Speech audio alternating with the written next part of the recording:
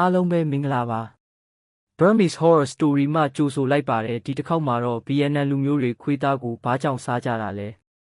VNN မှာခွေးသားစားတဲ့ဓလေ့ဟာဘယ်ကစခဲ့တယ်ဆိုတာအတိအကျမှတ်တမ်းတင်ထားတာမတွေ့ရပေမဲ့ဒီအလေးထားဟာအာရှအရှေ့တောင်ပိုင်းဒေသတွေမှာရှေးရခင်ကတည်းကရှိခဲ့တဲ့အစားအသောက်ရှာဖွေမှုနဲ့ဆက်ဆက်နိုင်ပါတယ်။သမိုင်းပညာရှင်တချို့ကတော့ဒီဓလေ့ဟာ VNN ရဲ့ကြီးလက်ဒေသတွေမှာအစာရေးစာရှားပါတဲ့အချိန်တွေမှာစတင်ခဲ့တာဖြစ်နိုင်တယ်လို့ယူဆကြပါတယ်။အထူးသဖြင့်စစ်ပွဲတွေဆင်းရဲမွဲတေမှုတွေဖြစ်ခဲ့တဲ့ကာလတွေမှာဥပမာ VNN စစ်ပွဲကာလဒါမှမဟုတ်အရင်ရာစုနှစ်တွေကစိုက်ပျိုးရေးအခက်အခဲရှိခဲ့တဲ့အချိန်မျိုးလူတွေဟာအသက်ရှင်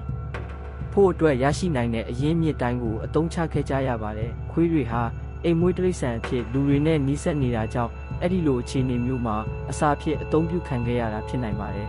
။ဒါအပြင် VNN ရဲ့ယဉ်ကျေးမှုဟာအိမ်နီးချင်းနိုင်ငံတွေဖြစ်တဲ့တရုတ်နဲ့တောင်ကိုရီးယားတို့ရဲ့လွှမ်းမိုးမှုကိုလည်းခံခဲ့ရပါတယ်။တရုတ်နိုင်ငံမှာလည်းခွေးသားစားတဲ့ဓလေ့ဟာနှစ်ပေါင်းထောင်ချီရှိခဲ့ပြီးအာဟာရတက်ရရှိမှုနည်းပါးတဲ့ဒေသတွေမှာတက်ရှင်ဖို့နီလက်တစ်ခုအနေနဲ့စခဲ့တာလို့ယူဆထားကြပါတယ်။ VNN ဟာတရုတ်နဲ့နှစ်ပေါင်းများစွာယဉ်ကျေးမှုဖလှယ်မှုရှိခဲ့တာကြောင့်ဒီအလေးအထားကိုလက်ခံခဲ့တာဖြစ်နိုင်ပါတယ်။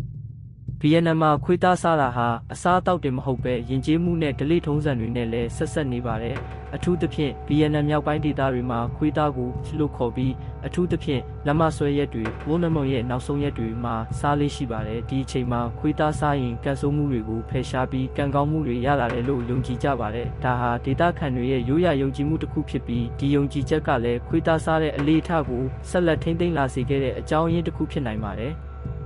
တချို့ဒေသခံတွေကတော့ခွေးသားဟာကျန်းမာရေးအတွက်အကျိုးရှိတယ်လို့ယူဆကြပါတယ်။ဥပမာခွေးသားမှာပရိုတိန်းဓာတ်များတဲ့သွေးလည်ပတ်မှုကိုကောင်းမွန်စေတဲ့အေးဓာတ်ကိုခံနိုင်အောင်ကူညီပေးတယ်လို့ယုံကြည်ကြပါတယ်။ဒီလိုရိုးရာဆေးပညာဆိုင်ရာယုံကြည်မှုတွေကလည်းဒီဓလေ့ကိုဆက်လက်ရှင်သန်စေခဲ့တာဖြစ်နိုင်ပါတယ်။ဘယ်အချိန်ကစပြီးစီးပွားဖြစ်လာတာလဲ။ VNN မှာခွေးသားစားတာဟာအိမ်တွင်းမှာချက်စားတဲ့အဆင့်ကနေစီးပွားဖြစ်ဈေးကွက်တစ်ခုအဖြစ်ပြောင်းလဲလာတာကတော့20ရာစုနှစ်နောက်ပိုင်းလောက်ကဖြစ်နိုင်ပါတယ်။အထူးသဖြင့် VNN ရဲ့စီးပွားရေးပြုပြင်ပြောင်းလဲမှု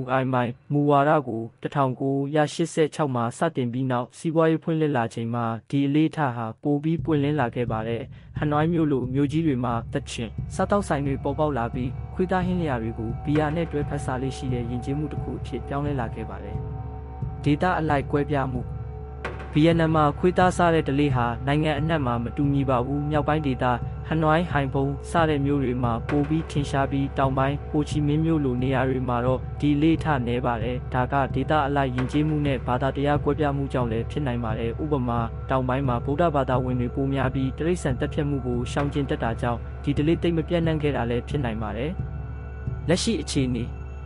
ဒီနေ့ခေတ်မှာတော့ VNN မှာခွေးသားစားတာဟာအငင်းပွားစရာဖြစ်လာပါတယ်လူငယ်တွေနဲ့မြို့ပြမှာနေတဲ့လူတွေကြားမှာခွေးတွေကိုအိမ်မွေးတိရစ္ဆာန်အဖြစ်သတ်မှတ်ပြီးစားသုံးမှုကိုဆန့်ကျင်သူတွေများလာပါတယ်2018မှာဟနွိုင်းမြို့တော်ကခွေးသားရောင်းချမှုကိုတဖြည်းဖြည်းလျှော့ချဖို့ကြိုးစားခဲ့ပြီး2021မှာပြည့်စုံအောင်ပိတ်ပင်ဖို့အစီအစဉ်ရှိတယ်လို့ကြေညာခဲ့ပါတယ်ဒါပေမဲ့ကျေးလက်ဒေသတွေမှာတော့ဒီအလေးထားဆက်ရှိနေတော့မှာမိကုံ